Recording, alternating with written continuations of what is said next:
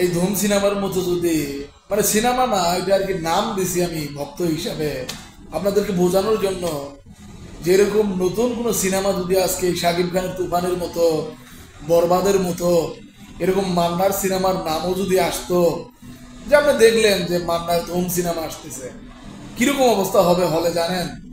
হ্যাঁ, ভাবতে গেলেই কেমন জানি লাগে। হ্যাঁ, ভাবতে গেলেই কেমন জানি লাগে ভাই।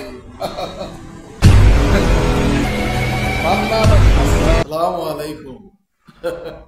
আহা, যান, চলেন একটু ঘুরে আসি সেই অতীতের কথায়। অতীতের কথা বলতে কি জানেন, চলেন একটু ঘুরে আসি সেই মান্না ভাইয়ের অতীতের সিনেমাগুলোতে। চলেন একটু যাই, মান্না ভাইয়ের সেই সিনেমাগুলো দেখে আসি। আমি আপনাকে দাওয়াত করছি ভাই, মান্না ভাইয়ের কিছু সিনেমা দেখেন। আপনি যদি না দেখে থাকেন তাহলে বুঝবেন কিভাবে তিনি চলে গেল। আজও যদি আপনি মান্না ভাইয়ের সিনেমা না দেখেন, একটা সিনেমা দেখে আসেন। সামাজিক সিনেমা কাকে বলে, একটা সমাজের প্রতি ভালোবাসা কাকে বলে, তারপরে আবার একটা আদর্শবান নীতিবান সন্তান কাকে বলে। যান, মান্না ভাইয়ের সিনেমা দেখে আসেন। হ্যাঁ, কি করেন আপনি? ঠিক হয়েছে না ভাই? মান্না ভাই একটা নায়ক ভাই। হ্যাঁ, আমি প্রত্যেক ভিডিওতে বলি যে মান্না ভাই কিন্তু একটা নায়ক। মানতে হবে, কিন্তু মান্না ভাই একটা নায়ক। এই জন্যই বললাম, আজকে যদি মান্না ভাই থাকতো তাহলে সিনেমা জগৎ, তারপরে হলো চলচ্চিত্র জগৎ, সবকিছু কিরকম থাকতো কেমন জানি। উনি যাওয়ার পরে সব যেন কেমন জানি ওই যে চরের মধ্যে, চর চেনেন তো? চর আমরা অনেকে দাগ বলি, কেউ চর বলি, কেউ আবার মাঠ বলি। হ্যাঁ, যেরকম চাষ না হইলে যেরকম ক্ষেতের ঘাস টাস ময়রা থাকে না, কেমন জানি মরা মরা হয়ে থাকে না ক্ষেতটা, ঠিক সেই রকমই মান্না ভাই চলে যাওয়ার পর থেকে চলচ্চিত্র আরো যারা যারা নায়ক যারা আগে ছিল, আমিন খান, তারপরে রুবেল, তারপরে আলেকজান্ডার, তারপরে পিচ্চু সোহেল, তারপরে শাহিন আলম, এই সবগুলো কেমন জানি মইরা গেছে ভাই। সব কেমন জানি মইরা গেছে।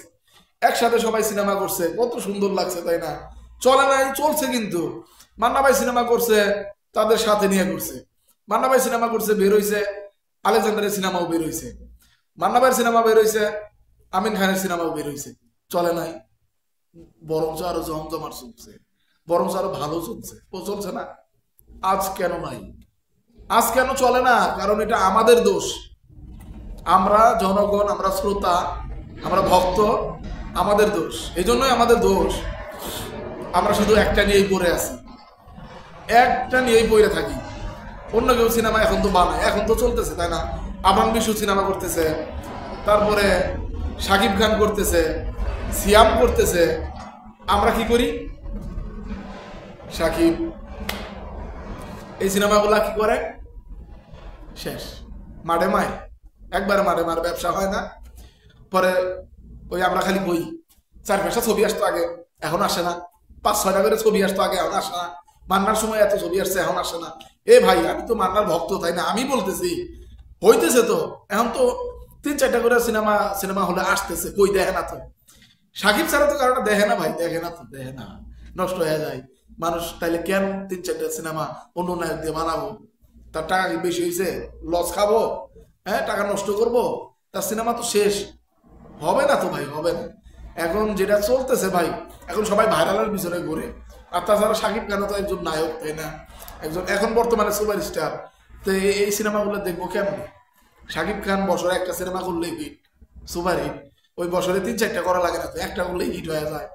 একটা সিনেমা বছরে দেয় খাবার, একবারে 3 মাস 4 মাস চলে ঈদের পরে। পরে যদি সিয়ামের বলেন, আফরান নিশু বলেন, আরো 2-4টা নায়কের সিনেমাও যদি আসে, ওই সিনেমাটা কি হবে? ফ্লপ খায় যাবে। ওই সিনেমাটা কি হবে? ব্যবসা হবে না, নষ্ট হবে। এই জন্য হয়তো পরিচালকরা অন্য সিনেমা টিনেমা বানায় না।